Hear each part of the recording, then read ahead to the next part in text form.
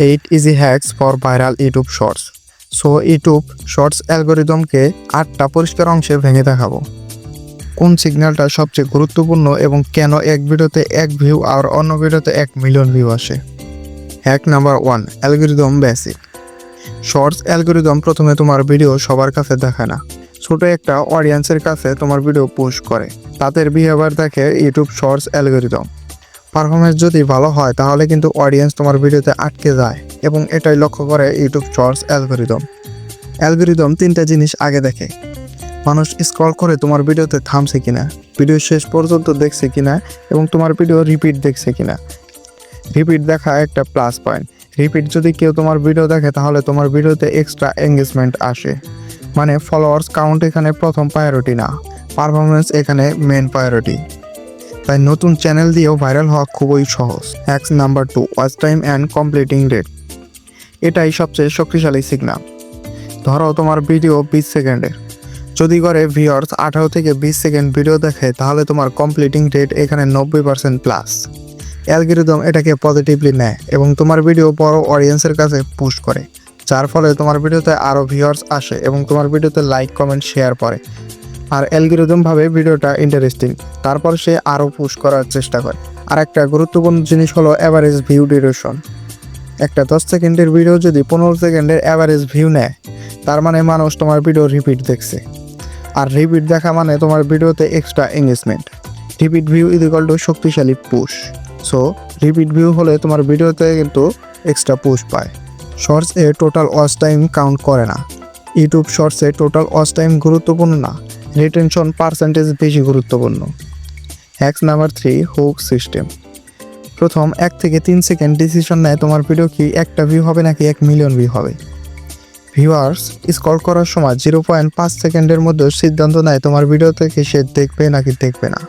তোমার ভিডিওর প্রথম 1 থেকে 3 সেকেন্ডের মধ্যে যদি এমন একটা কথা বলতে পারো যেটাতে ভিউয়ার্স হুক হতে পারে। প্রথমে অনেকে প্রশ্ন করে, বোল্ড স্টেটমেন্ট দেয়, অসম্পূর্ণ তথ্য দেয়, দ্রুত মুভমেন্ট করে। এগুলো হলো ভুল হুকস আইডিয়া, যার কারণে ভিডিওতে ভিউয়ার্স হুক হয় না। সঠিক হুকসের উদাহরণ হলো 90% মানুষ এটা জানে না। এটা একটা কিউরিওসিটি তৈরি করে। হুকসের কাজ হলো কিউরিওসিটি তৈরি করা, এক্সপ্লেন করা না। এক্সপ্লেন তো ভিডিওতে আসবে, তোমার ভিডিওর পরের অংশতে থাকবে। সো ভিডিওতে হুক হলো তোমার ভিডিওর জীবন এবং মরণ। Hacks number 4, engagement signal. Like, comment, share এগুলো সেকেন্ডারি বুস্ট দেয়। তোমার ভিডিওতে কেউ লাইক, কমেন্ট বা শেয়ার করলে অ্যালগরিদম ভাবে মানুষ ইন্টারেস্ট, মানে ভিডিও ভ্যালুয়েবল। কিন্তু একটা ভুল ধারণা আছে, শুধু লাইক বেশি হলেই ভিডিও ভাইরাল হয় না। রিটেনশন খারাপ হলে এঙ্গেজমেন্ট বাজাতে পারে না। আর এঙ্গেজমেন্ট বাড়ানোর স্মার্ট উপায় হলো চয়েস বেসড প্রশ্ন, controversial opinion, relative statement.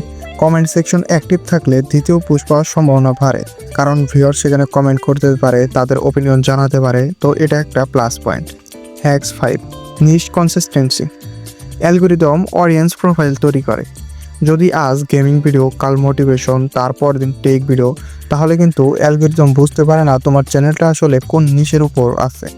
So এটা একটা অ্যালগরিদমের জন্য কনফিউজড ব্যাপার হয়ে যায়।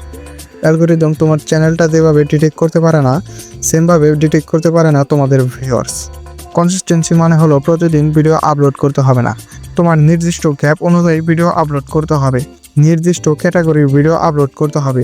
যদি তোমার ক্যাটাগরি হয় গেমিং, তাহলে তোমার ভিডিও হবে সকল গেমিং নিয়ে।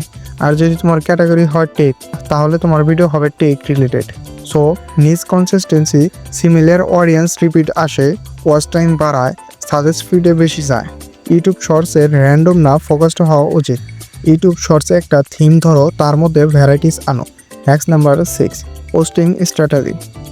টাইমিং গুরুত্বপূর্ণ, কিন্তু কন্টেন্ট কোয়ালিটি আরও বেশি গুরুত্বপূর্ণ। একটা টাইমের আশেপাশে পোস্ট করা, সপ্তাহে কনসিস্টেন্সি মেনে ভিডিও পোস্ট করা।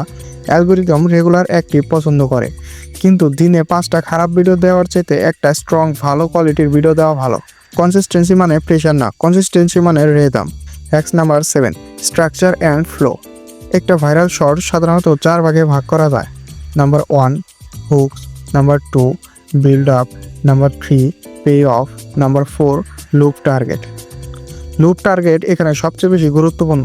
ভিডিও এমনভাবে শেষ করো যাতে শুরু আর শেষ কানেক্টেড লাগে। এতে ভিউয়ার্স আবার শুরু থেকে দেখতে চায়।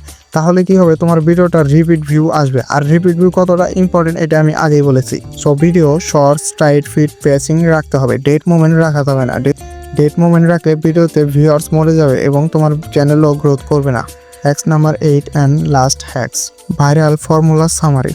অনেকগুলো ইনগ্রিডিয়েন্ট একসাথে করলে ফর্মুলা দ্বারা strong hooks, high retention, loopability, clear niche, consistency, smart engagement. এই পাঁচটা হলো ইনগ্রিডিয়েন্ট, আর সবগুলো একসাথে করলে হয় formula. So YouTube shorts 5% luck, আর বাকি 95% স্ট্র্যাটেজি। সো তুমি যদি এটা অবজার্ভ করো, রিটেনশন ইমপ্রুভ করো, হুক শার্প করো, তাহলে অ্যালগরিদম তোমার বিরুদ্ধে যাবে না, তোমার পক্ষে কাজ করবে। আর অ্যালগরিদম তোমাকে এমন পর্যায়ে নিয়ে যাবে যেটা তুমি কল্পনাও করতে পারো না। ইউটিউব শর্টস গ্রোথ অ্যাক্সিডেন্টলি না, এটা একটা স্ট্র্যাটেজি। সো এখন তুমি জানো শর্টস অ্যালগরিদম কিভাবে কাজ করে। এটা কোনো রহস্য না, এটা একটা সিস্টেম। তোমার পরের ভিডিওতে এই 8টা জিনিস অ্যাপ্লাই করো, টেস্ট করো, অবজার্ভ করো, ইমপ্রুভ করো, তারপরে তুমি চেক করো তোমার ভিডিওতে ভাইরাল হচ্ছে কিনা। সো গাইস, আজকের ভিডিওটি এই পর্যন্তই। যদি ভিডিওটি দেখে ভালো লাগে থাকে তাহলে ভিডিওতে লাইক এবং চ্যানেলটি সাবস্ক্রাইব করে রাখো, কারণ ইউটিউব গ্রোথ নিয়ে আমার চ্যানেলে আরও অনেক ভিডিও আছে এবং এইরকম ভিডিও আমি দিয়ে থাকবো।